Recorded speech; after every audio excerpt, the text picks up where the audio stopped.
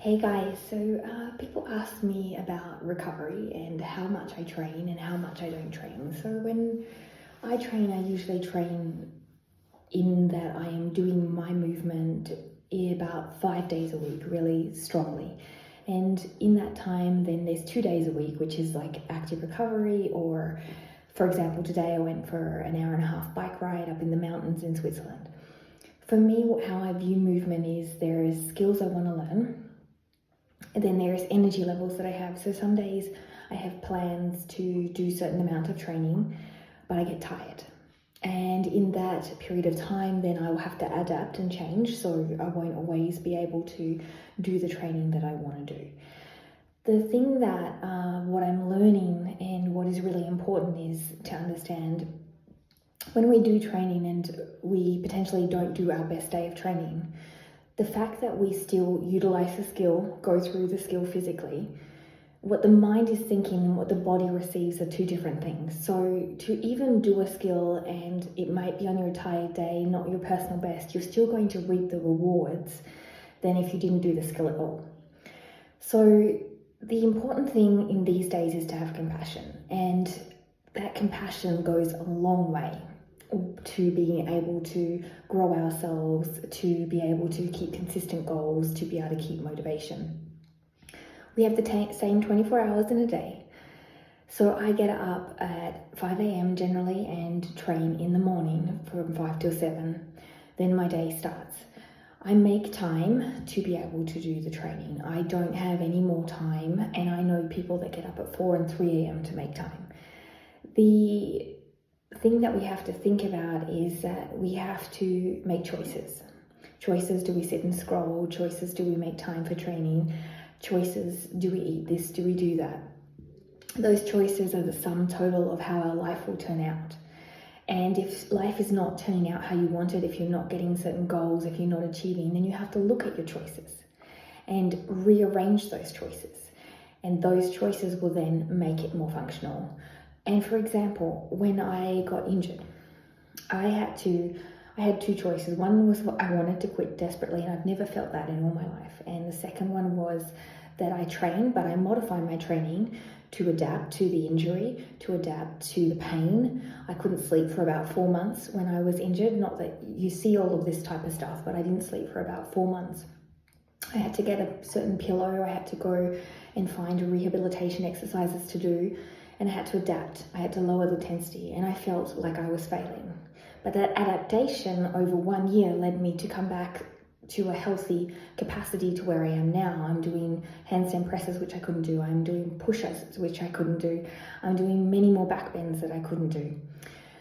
That's another important thing you have to understand is so often we are all in, all out humans. We want to quit or we want to go all in.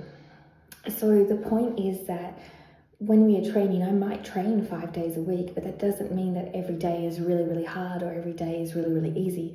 That means every day is read and led by how I feel, not that I don't feel like training, but how I feel, how is my energy levels.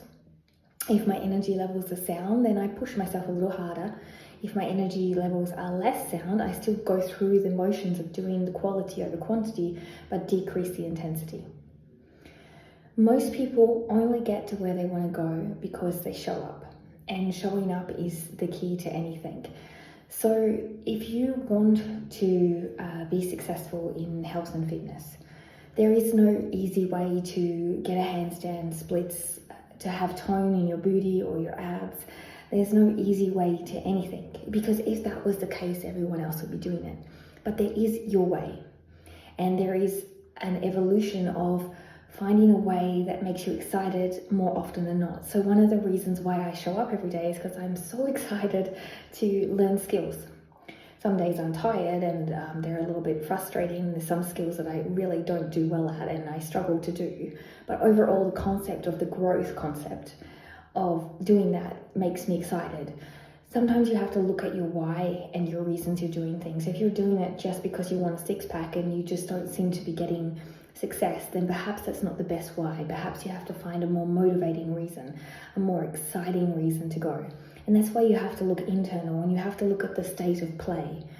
So consistency with play is more likely to be successful than consistency with a perfect program that you don't enjoy, or the perfect nutrition plan that you don't enjoy.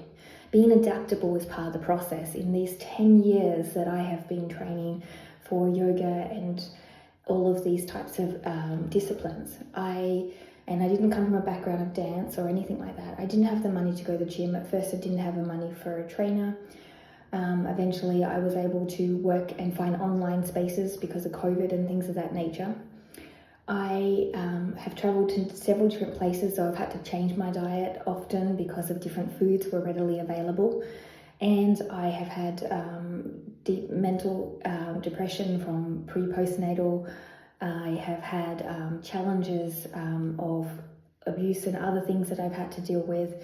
But the sum total, even though I've fallen short some days, and the sum total of being tired, and the sum total of not always doing well, and the sum total, I've had the injury the last year, the sum total of all of these things have been a part of the process, but have been embedded in me by my habits and my abilities to adapt and change on and off, even if it doesn't feel like I'm doing a great job, led me to where I am today, which some people say, I wish I had your flexibility, I wish I had your strength.